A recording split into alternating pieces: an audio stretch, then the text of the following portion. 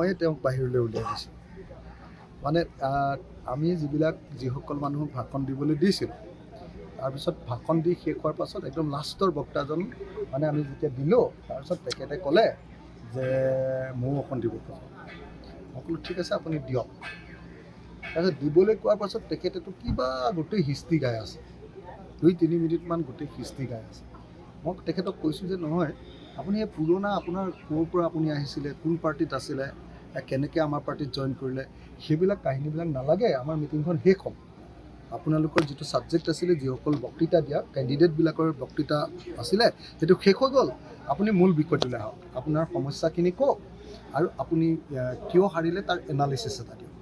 তেখেতে আকৌ দ্বিতীয়বাৰ কোৱাৰ পাছতো একেখিনি কথাকে কৈ আছে। তেতিয়া মই বন্ধ কৰি দিলোঁ। মই ক'লোঁ যে নালাগে দিয়ক, আপুনি ক'ব নালাগে, আমাৰ সময় শেষ হ'ল। তো সেইটোৱে আৰু এইটো ডিচিপ্লিন, দলৰ ডিচিপ্লিন। আমাৰ দলত দিছিলে তেখেত আমাৰ দলৰ যিহেতু নাছিলে, মই সঁচাকৈ মানুহজনৰ বিষয়ে বেছিকৈ নাজানো, কিন্তু তেখেতে মানে প্ৰাসংগিক কথা নকৈ অপ্ৰাসংগিক কথা কোৱাৰ কাৰণে দলৰ মজিয়া এইখন সৰ্বোচ্চ মিটিং, ইয়াততো আৰু কোনোবা এজন কেণ্ডিডেটে আহি মানে নিজৰ ইচ্ছামতে এই মঞ্চত ব্যৱহাৰ কৰিব নোৱাৰে।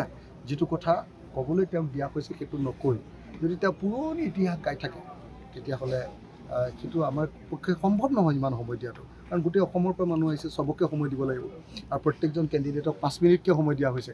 তেখেতে 2 মিনিট 3 মিনিট একদম কিবা অদৰকাৰী কথা কৈ সময় নষ্ট কৰি দিছে। সেইকাৰণে উপায় নাই, মই বন্ধ কৰি দিলোঁ আৰু বন্ধ কৰি দিয়াৰ পাছত তেখেতে প্ৰতিবাদ কৰিছে, সেইটো তেখেতৰ অধিকাৰ, তেখেতে কৰিব। মই তেওঁক বাহিৰলৈ উলিয়াই দিছোঁ।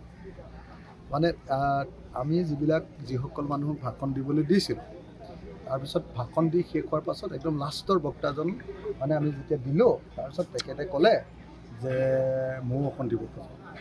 মই ক'লোঁ ঠিক আছে আপুনি দিয়ক। তাৰপিছত দিবলৈ কোৱাৰ পাছত তেখেতেতো কিবা গোটেই হিষ্ট্ৰী গাই আছে, 2-3 মিনিটমান গোটেই হিষ্ট্ৰী গাই আছে। মই তেখেতক কৈছোঁ যে নহয়, আপুনি এই পুৰণা আপোনাৰ ক'ৰ পৰা আপুনি আহিছিলে, কোন পাৰ্টিত আছিলে, কেনেকৈ আমাৰ পাৰ্টিত জইন কৰিলে, সেইবিলাক কাহিনীবিলাক নালাগে। আমাৰ মিটিংখন শেষ হ'ল। আপোনালোকৰ যিটো ছাবজেক্ট আছিলে, যিসকল বক্তৃতা দিয়া কেণ্ডিডেটবিলাকৰ বক্তৃতা আছিলে, সেইটো শেষ হৈ গ'ল। আপুনি মূল বিষয়টোলৈ আহক, আপোনাৰ সমস্যাখিনি কওক আৰু আপুনি কিয় হাৰিলে তাৰ এনালিচিছ এটা দিয়ক। তেখেতে আকৌ দ্বিতীয়বাৰ কোৱাৰ পাছতো একেখিনি কথাকে কৈ আছে। তেতিয়া মই বন্ধ কৰি দিলোঁ। মই ক'লোঁ যে নালাগে দিয়ক, আপুনি ক'ব নালাগে, আমাৰ সময় শেষ হ'ল। তো সেইটোৱে আৰু এইটো ডিচিপ্লিন, দলৰ ডিচিপ্লিন। আমাৰ দলত দিছিলে তেখেত আমাৰ দলৰ যিহেতু নাছিলে, মই সঁচাকৈ মানুহজনৰ বিষয়ে বেছিকৈ নাজানো, কিন্তু তেখেতে মানে প্ৰাসংগিক কথা নকৈ অপ্ৰাসংগিক কথা কোৱাৰ কাৰণে দলৰ মজিয়া এইখন সৰ্বোচ্চ মিটিং, ইয়াততো আৰু কোনোবা এজন কেণ্ডিডেটে আহি মানে নিজৰ ইচ্ছামতে এই মঞ্চত ব্যৱহাৰ কৰিব নোৱাৰে। যিটো কথা ক'বলৈ তেওঁক দিয়া হৈছে সেইটো নকৈ যদি তেওঁ পুৰণি ইতিহাস গাই থাকে, তেতিয়াহ'লে সেইটো আমাৰ পক্ষে সম্ভৱ নহয় ইমান সময় দিয়াটো। কাৰণ গোটেই অসমৰ পৰা মানুহ আহিছে, চবকে সময় দিব লাগিব আৰু প্ৰত্যেকজন কেণ্ডিডেটক 5 মিনিটকৈ সময় দিয়া হৈছে।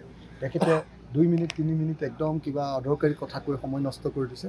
সেইকাৰণে উপায় নাই, মই বন্ধ কৰি দিলোঁ আৰু বন্ধ কৰি দিয়াৰ পাছত তেখেতে প্ৰতিবাদ কৰিছে, সেইটো তেখেতৰ অধিকাৰ, তেখেতে কৰিব। যিকোনো খবৰৰ বাবে যোগাযোগ কৰক 7099017330 লগতে 7099017110 নম্বৰত।